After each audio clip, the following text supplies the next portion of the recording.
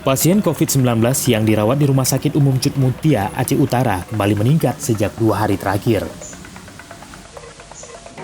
Pasien yang dirawat di Rumah Sakit rujukan COVID-19 tersebut rata-rata mengalami gejala sesak nafas berat.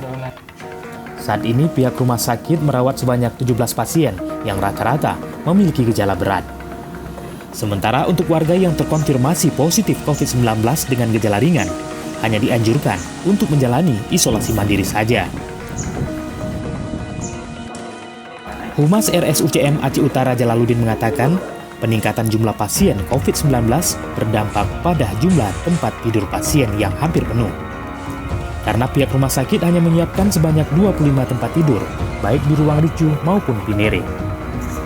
Sebagian besar pasien yang dirawat berasal dari Kota Lok Sumawe dan Kabupaten Aceh Utara. Ya, memang dalam 2 hari ini kita ada peningkatan pasien, khususnya pasien COVID yang dirawat di ruang ricu dan ruang Pinere.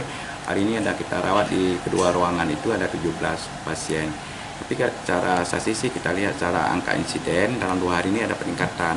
Kemarin ada kita rawat 14-15, tapi hari ini ada kita rawat 17. Pada prinsipnya dalam 2 hari ini angka tempat tidurnya, bornya meningkat, sehingga kita kapasitas tempat tidur di ruangan tersebut, di ruangan Pinere dan Ricu ada 25 tempat tidur, tapi dari terisi 17, ada sisa 8 tempat tidur lagi di kedua ruangan.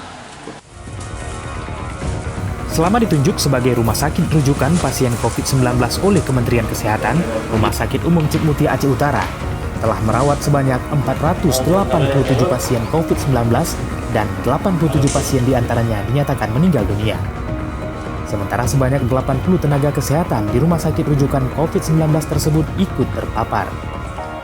Dari Aceh Utara, Tim Liputan Aceh Video melaporkan.